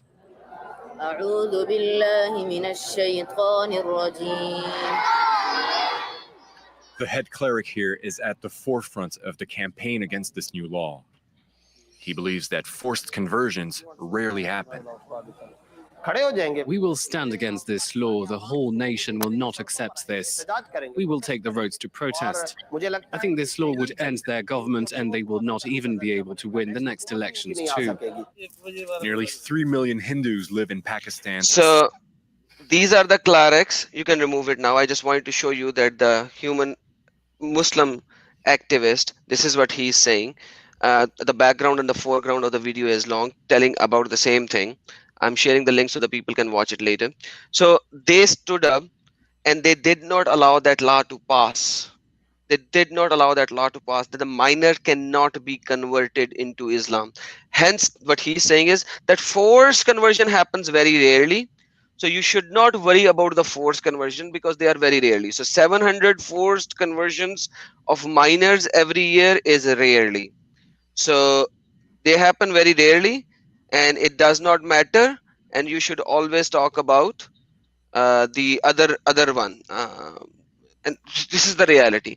And now I'm going to show you the heart of Pakistan where Muslimin live. This is just like DC, just like DC of America. This is Islamabad. So they created a whole wall around the Christian community. This is what it is. It was built 6 months ago. Here it is top. And they covered it with glass, broken glasses, so that they will not jump off the wall. With shards of broken glass. On the other side, the wall is too high to climb over. So now Samang must make a long detour to return home. When I saw that workers were beginning to build, we went to see them to ask them to stop. But they didn't listen, and we couldn't do anything about it. Officially, the wall is there to protect the Christians from a dangerous drop into a polluted stream. Last year, 2 children fell in, and they died. But there is something else they want to protect here, the residents of the wealthy neighborhood. This man does not know he was being filmed. Can live in the center of Islamabad. But they are not good people here. They are not good people? They are ignorance. You know, ignore. Yes. Ignore, and then is a mafia, you know, drug mafia, drug. They are all drug users. All of them? All of them drug user and also drug supplier. Supplier? Yes, sir. As you know, that's underworld. He invites us to approach the wall. A wall that, according to him, no one wants to tear down. Oh, yes. And who built it? Some owners. They are living here in this side and then this side. Okay. It's Pakistani bureaucrat, like politicians. A few minutes later, he realizes the camera is on. Very quickly, he tones down his words. But I like many people. They are Christian, Hindus, Buddha. It's all the nation, all people. One nation in which the bond is Islam. Among sisters. All right. So yeah. So you can see, as soon as he found out the camera is there, tone is changed. His loving attitude came up. Everything came up. Right before that, he did not know that he was being filmed. Everyone was a drug user, drug seller, black underground mafia. Well, I would say the first thing he said is the most telling. He said they are ignorant. In other words, they ignore the truth of Islam. And that to him is the most grievance cry, because let's face it, Muslims are the biggest drug dealers in the world. I mean, they supply the world's opium and heroin trade. Okay, let's face it, coming out of Kandahar and through Pakistan, etc., the so-called golden triangle of the heroin trade. So they got no problem selling the poison. Okay, but no, I think the biggest thing was, he said, ignorance. They're ignorant of the truth of Islam. I just thought I'd point it out. I think Eric has to say something. He has his head on his hand again. Well, I'm sitting there looking at this wall, and I'm thinking of East Berlin. I was thinking of Mexico border. We need a wall like that. That sounds good, but go ahead. I'm thinking of East Berlin. You know, when you treat your people with such disdain, and yet you're trying to keep them, you're trying to separate them based on religious preference. I don't understand. I just don't know why the international community doesn't say something more about this. I mean, if this was going on in a Western democracy, and well, let's just put it this way: any country that is ruled by the Judeo-Christian ethic, you would have wall-to-wall film coverage of this. But I guess people are afraid of being called Islamophobes, or people are being afraid of called racist or bigots or things of this nature. Can I add something here? Can I add something here? Of course, go ahead. Let us compare what's happening in Pakistan with the war between Israel and Hamas. Hamas takes money from Iran, from Turkey, from Qatar, and many other countries. This is why we have this issue in the United Nations, and all these countries give money to Hamas to make like propaganda. Look, all these children are killed. Look this, look that, and they go to the United Nations. While in Pakistan, who help these people, who help the Christians in Pakistan or in Egypt, whatever? No one. No one gives them money to go to the United Nations to speak about their problems. It's a money issue. This is a problem. This is my opinion. There is no one helping Pakistani Christians or Egyptians to go to the United Nations or any international organization to help them. While Hamas takes money from a lot of countries, and they are announced that It's not like hidden. It's known to all That's a people. good point. That's a good point. That's what we need. We need a Christian worldwide lobbying group to the UN. We need to borrow from what the Palestinians did, because how they did what they did, okay, is amazing to me. But they convinced that the UN that they had a legitimate cause, and it took them decades to do it. But no, that's a brilliant point. I would just like to say there used to be a time when we did. Remember, it was the Western nations that pressured the Ottoman Empire, the Muslims, to end the slave trade. Remember that, okay? I mean, we were the ones that told them, you're going to stop this. But what happened? I mean, you had all of a sudden, after World War II in the 50s, 60s, 70s, and later, this self-loathing, self-hate of Western nations. Like, we did everything horrible in the world, and nobody can do nothing wrong in the world. Now, don't get me wrong. Yeah, we've done some horrible things. Okay? Yes, obviously. Duh. Everybody has. But you have this... And we own it. Exactly. Yeah, we own up to it. Yes. Exactly. But there's this self-hatred, self-loathing, where the embrace of the noble savage, where all of a sudden all cultures are equal and they're all the same. No, they're not. Okay? You know what? I do want to bust Eric's chops a little bit. Do you know where the one place in the Middle East where Christians thrived and were protected prior to 2000, prior to 1990, 91? Do you know where? I guess. Where in the Middle East? In the Muslim world, in the Middle East Muslim world, Christians thrived and they were protected. Nobody touched them. Iraq. Exactly. Saddam Hussein protects. See, that's what I'm talking about. We need a benevolent dictator, even though he's a bastard and kills his own people. Okay, I'm fine with that. But either way, I'm just saying. That's fine. But we aren't fine with that, Rad. We aren't fine with people killing each other. Well, we were fine with Saddam, gassing the Kurds or whatever.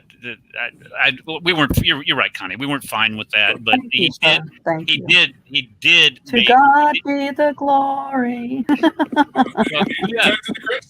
He did rule, and I'm convinced of this. And maybe it was I've kind of tempered my view on this, is that it is necessary. I agree that there's a level of tyranny or dictatorialness that is necessary in order to rule countries like that they're just so used to being brutal to one another, and they do not. And here's the difference: they do not have that fundamental "do unto others as you would have them do unto you" ingrained into their hearts. I mean, this is the Judeo-Christian ethic. It's just, you would want other people to do, you would want to do to other people what you would have them do to you. But you don't have that when you can have people called najis. When you have najis existing in your country where they're untouchable, when you have an entire group that you can segregate out, you're going to have some type of dictator in there that is willing to completely forego any sense of justice that would be administered to everybody equitably anyway. That's just me thinking. Yeah, God usually brought another nation to topple that other nation. So, Yeah. Oh, I was going to add something. You're right, Connie. You're absolutely right on that. When you said Iraq, you guys might not know this, but the foreign minister for Iraq, Tariq Aziz, I think it was his name, one of those guys that was on TV all the time making speeches for Saddam, he was a Christian. He was a Chaldean Christian. A lot of people might not have known that, but one of the top administrators in Saddam's regime was a Chaldean Christian. Now I think there's only about 10% of the Christians that lived in Iraq prior to the invasion in 2001 are living there today, sadly. Well, I heard that's all that he could trust is Christians. So he had Christians around him because he couldn't even trust his fellow Muslims. That may be true. I don't know. Yeah, I read about that. That may be true. That makes sense. Yeah. But I don't know if that's true or not. Okay, who else has something to add to this? You know, the topic, I saw somebody typed into chat. I think it was Wadu typed in the chat. He goes, it was like, I thought today's topic was Mecca. Like, well, so did I, but I guess it kind of got away from us, which is okay. This little girl, did she, in the beginning, Adam, did she identify who raped her? Did she say who did it? Adam? She doesn't know who did it. She does not know who did it. She does not recognize the person who did it. And the police have not worked on the people captured, but she said that I have not seen that person in the school before. Did she make it like it was a child or an adult? She said it's a boy. So boy means not a kid, not a huge adult. So probably in the teen, maybe, I don't know. It's still a mystery. To the shape. I'd be getting to the shape. You know, how tall is he? You know, this tall, this tall, this tall, this long. You know, and go from there. But it sounds like they're not going to do anything. You know, I mean, it's Muslim rules, so you know, it's hell on earth for them. Yeah. Do you think an 8-year-old kid who is traumatized and was in a abnormal state for a few days, bleeding her life out, and on almost a deathbed, came to life 2 weeks later, and she has been interviewed by many people, will be able to state everything, who brutally ruptured her? Quite frankly, it should be DNA tested and all that, and they have the DNA from the girl. Now they have to match it. So, and the teachers and the principal, how they reacted, and they are making them go to different kind of police stations around, as I was stating earlier. I don't think, sister, that it's that easy the way you're saying. She's too immature. She's 8 years of age. Nothing she can memorize or remember of that event when you go through this kind of a trauma and you close down everything. It's when you deal with children, like I have my 2 grandsons that are 8 years old.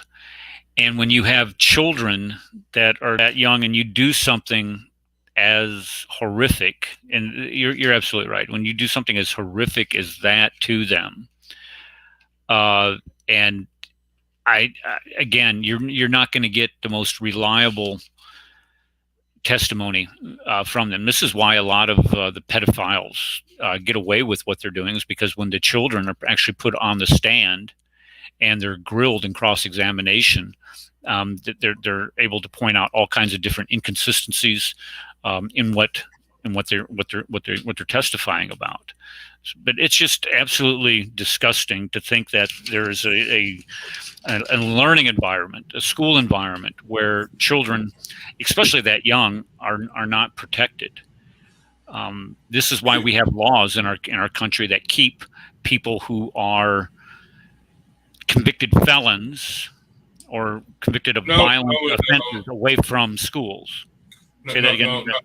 No, not anymore. Not with bail reform. It's supposed to be making us safer, but all the people that are committing the murders and rapes and arsons have been released. But anyway, no, I do want to throw something out there. This is really disgusting. I remember years ago on Pal Talk, okay, where Muslims were defending sex with Aisha and setting the standard at 9 years old, because we don't have a standard. What is the age of consent? You know, is it 12, 13? Is it 7? You know, like in Delaware, whatever, you know, back a couple hundred years ago, blah, blah, blah. Okay. And they literally brought up, there's a case in Mexico, I believe. You can go look this up, where this poor 7-year-old girl, okay, was raped by her uncle, and she got pregnant at 7 years old. And they said, see, puberty starts a lot sooner than you think. And I'm like, okay, that might be possible. That's a freak of nature. It was a big thing because they actually performed an abortion on her, which I would have to say at that age, even though I'm against abortion, I would actually have to say, yeah, to save her life, to save the child's life, because there's no way that little girl's going to be able to carry that baby to term. It'd kill her. You know what I mean? Yeah. But they brought this up as somehow proof that it's okay to have sex even with a 7-year-old. I'm like, you have got to be kidding me. Does your the Muslims on Pal Talk did this? Is that what you're saying? Muslims on Pal Talk, yeah. I remember that specifically. I can even probably point out their nicks still. Hell, it's some of the people I'm sure that are dealing with, what's his name? Which, by the way, I do want to, are we going to, so you're going to be joining more of your retirement Tuesday, so you're going to be done? Because I do think we got to go over that debate because, oh man, although Pastor Rudolph, I do wish he wouldn't have, but even though he did, I mean, it's a target-rich environment. It just really demonstrates the lack of intelligence on this man's part. Just in case people don't know, the Queen and I are making a trip to Kafirstan West here this week, and Tuesday's show is this Tuesday and next Sunday's show is going to be hosted by Chris. So if you want to, if you want to get with Chris and run through that on either of those shows, that's perfectly okay with me. But if you don't, well then, of course we can go ahead and do that next Tuesday, because the only thing that I listened to on that was the opening statement, and it was just painful. I mean, if you look at why people, if you were going to engage in theological discussions, you really need to have a consistent what we call exegeting the text, a consistent interpretation of the text. And when he started bouncing around, and I think you and I had this conversation about, well, you should have no gods before me, and then there aren't any gods, I'm the only one God. When he started doing this and not being able to understand the text from which he was quoting, because if you look at a Bible, let's just pull out a Bible here, and if you notice, if I open this Bible up to just one verse here, okay, and it says, "And the Spirit glided past my face, and the hair on my," what book is this? Oh, this is Job, "on my body and stood on the end." If you notice, that's verse 16. There are 15 verses in that chapter that come before that, and there are an additional 9 verses that come after that. Exactly. And I don't know if he's aware of how to properly exegete scripture. There's more to it. For those that did not listen to it, I happened to listen to it because I was bored, even though I wasn't going to, but I was smoking the chuck roast, so I had nothing to do. Okay, no. Can you explain what smoking the chuck roast means? Well, I put this big 5-pound. I put this big 5-pound chuck roast on the smoker, and I smoked it for 10 hours, and I made this delicious barbecue pork beef, which I'm now taking leftovers. I'm gonna make chili tomorrow. It's gonna be great. But anyway. By the way, I literally thought he was smoking something like weed or marijuana or something like that. He said, "I'm smoking the chuck roast." That might be code for somebody. Well, no, I was also smoking the sausage too. That could mean something else. But no, anyway, point being is this. If you didn't listen to it, I don't, because it's a waste of time. But if you got time where you're not doing anything, and By the way, so here's what he brought up. Of course, he really delved deep into this. Got into the scholars and what the scholars say, right? Okay, and he says he has 5 points. Okay, what we expect and what history says, and then he's a divine evolution, primary attributes of Allah, rational questions, and the clarity of the Quran. Now, mind you, throughout this whole debate, he's actually saying that we cannot use the Bible to prove God, okay? Because that's just circular reasoning. But the only thing he does to prove Allah is he goes to the Quran. Well, the Quran says, what? So he's being inconsistent on that. But his 3 scholars, he mentions 3 scholars, and this is the funny point.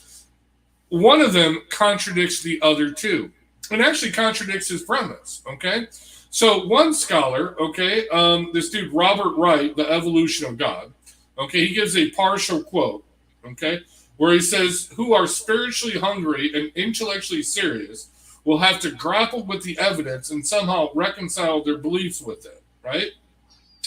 Well, he forgets the first part of that quote. It says, but Jews, Christians, and Muslims who are spiritually hungry and intellectually serious. In other words, this dude, evidently he's a Buddhist, so he lumps, he's talking about the Abrahamic faith here, so he lumps Jews, Christians, and Muslims together. So when he's specifically attacking Jews and Christians, he's also attacking Islam, but he misses that point. he brings up a yeah. So, but this dude's premise, this Robert Wright's premise, is basically that paganism was the predominant religion of the people of the Middle East, Mesopotamia area. Okay, and then later this Yahweh evolved. Okay, this Yahweh came into belief system. Then he quotes Father Smith. Okay, which I still Father William Smith. Okay, he said in ancient times there was a primitive monotheism. Okay, but this high God then was replaced. Okay, with the with the polytheists. In other words, I would say that is pretty much the Christian or Jewish worldview. Okay, where you had this primitive belief in the one true God, and then that separated right up to polytheism. Okay. Then he quotes Karen Armstrong, who, by the way, Robert Wright actually quotes in his book. So they're just verifying each other. And Karen Armstrong, she's an ex-nun who's an atheist now, I believe, no, she's one of those people that believe she's a Muslim, Christian, Jew, Buddhist, Hindu, whatever. She's all things. Okay, so she's a universalist. Okay, he kind of quotes her that these rejected myths. Okay, no, this is another point he brings up. That these pagan myths were rejected by the monotheists, but gradually crept their way back into the religion. So monotheists rejected the myths of their pagan neighbors. Now he doesn't. He actually keeps bringing that up, these pagan myths, but he doesn't really give any example of what these pagan myths were. But he does go to the what do you call it? The Gilgamesh. Okay, I heard that part. Right, yeah. But the only thing that is related, okay, to a Christian, Jewish, and even Muslim belief that would be considered relatable, that would be considered indoctrinated, is the flood. So thereby, guess what? As well, Robert Wright said. Do you see what I'm saying?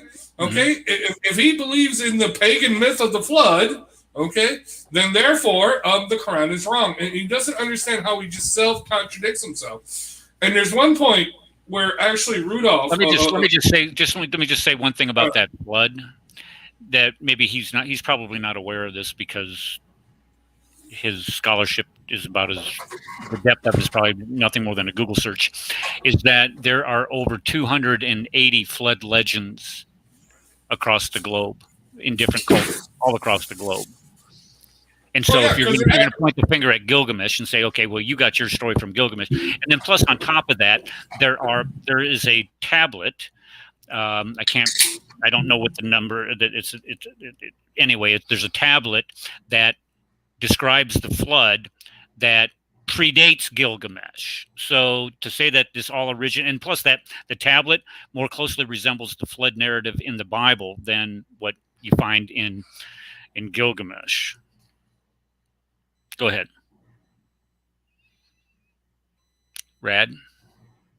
Dr. Madden. Sorry, I muted myself. So no, the story of Gilgamesh, and that's something he didn't understand. It's an evolving poem. Okay, all right. I mean, there are various versions of it, various things of it, that go along with. It is always added to over the centuries. Okay, and there are parts that are missing that we don't know. Okay.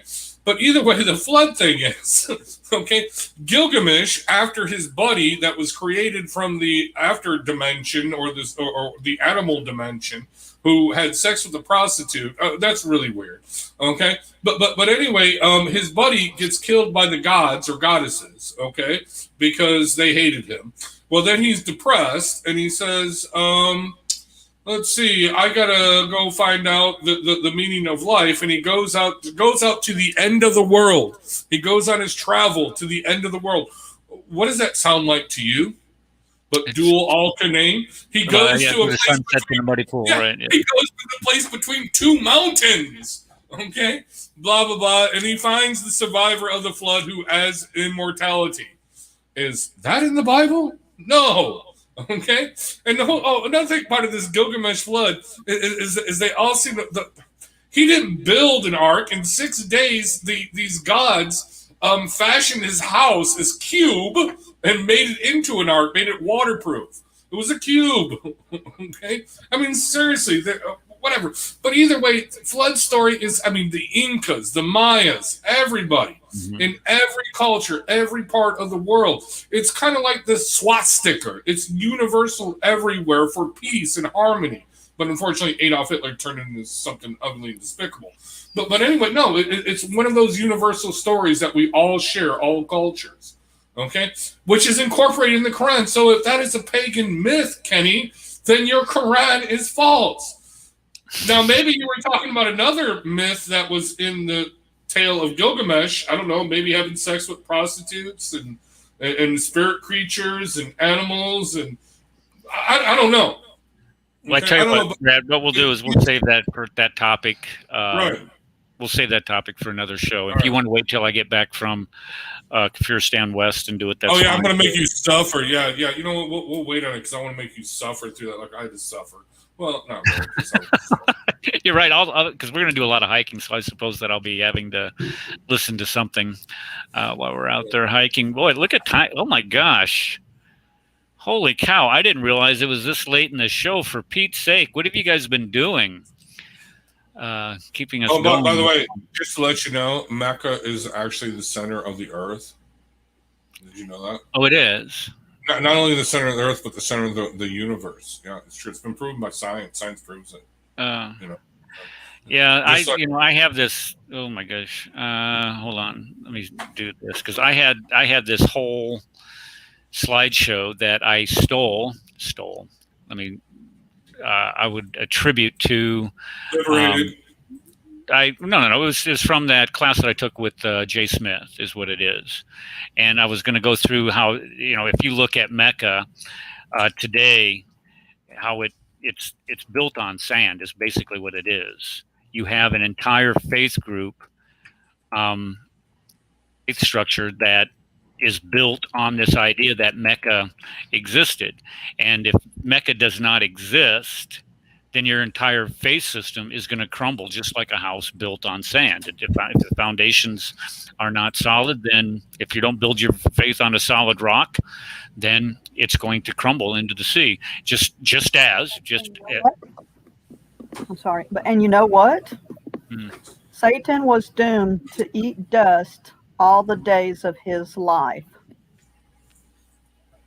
So that means that he's in the midst of Islam right there. He's on sinking sand.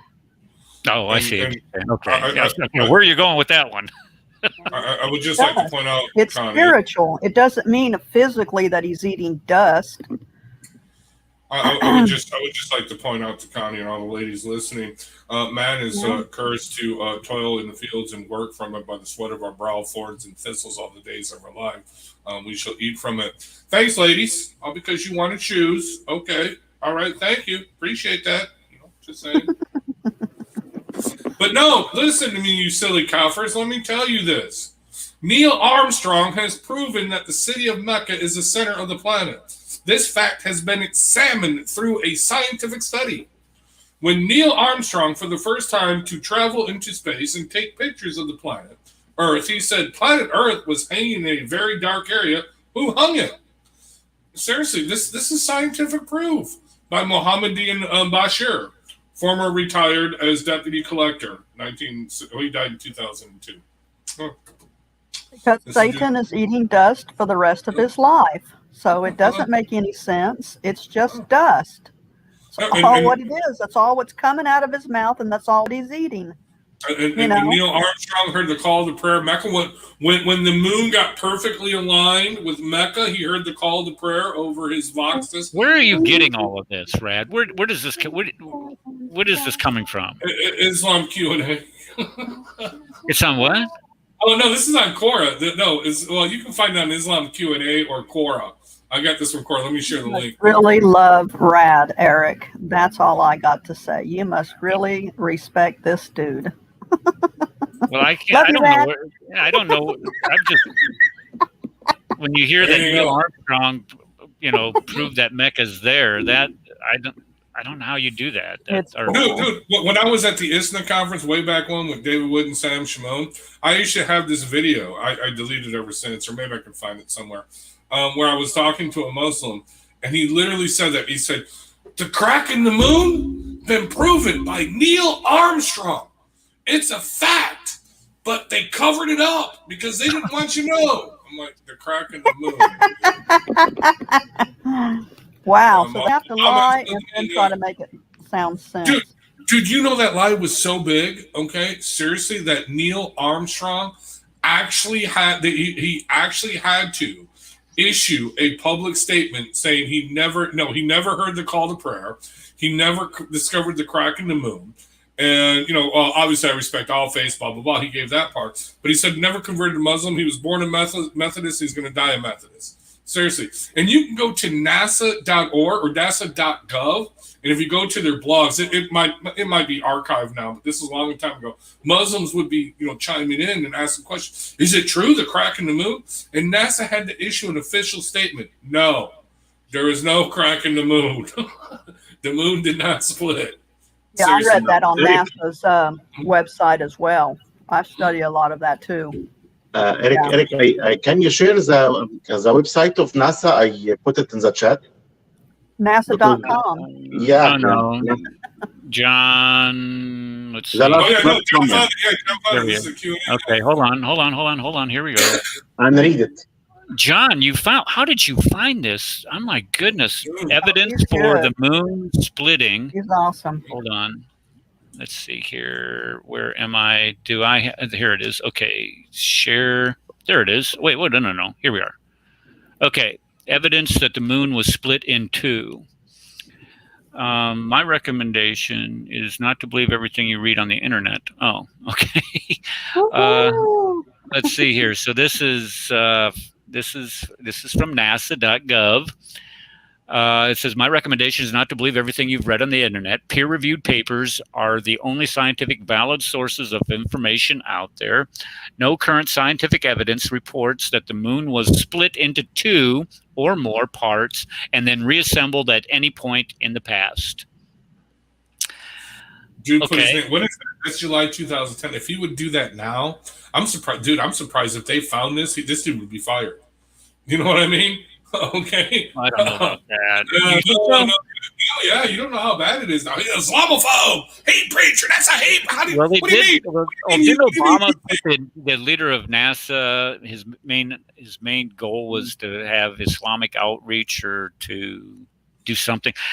Okay, before we go, I wanted to share something because the topic was supposed to be about Mecca, and our brother Jay sent me an email, or maybe it was a Skype message, digging in the concordance of the Bible, because Mecca is mentioned in the Bible. I don't know if anybody is aware of this, but it just as Muhammad is mentioned in Song of Solomon, chapter, was it 5:16 or something like that? We also find Bible porn. Just say it, Bible porn.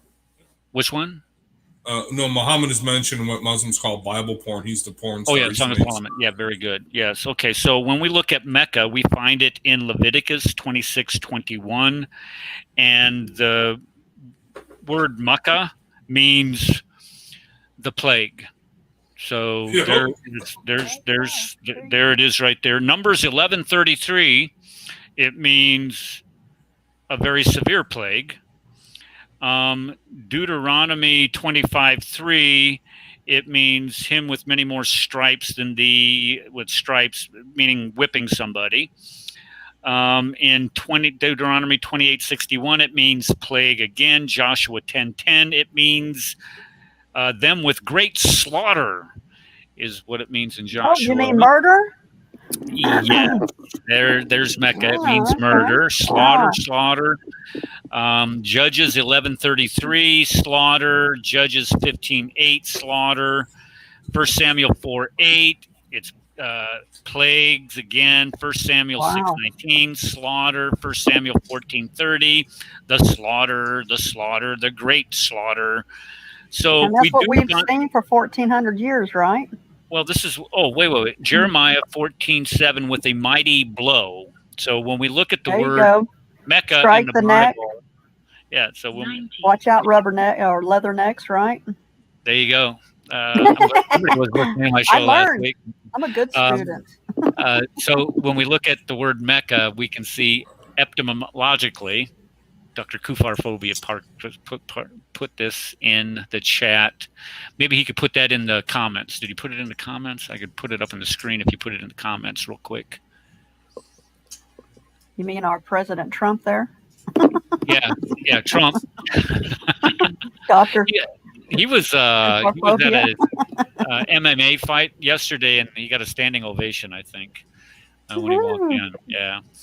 All right, folks, I'm going to call it a day. Let's see. Yep. Okay, I'm going to call it a day. Men, remember to just pray for this little girl too. Yes. Keep her in your prayers. Okay, first off, hit the like button. Subscribe to the channel. Encourage other people to do that. I always forget to say that.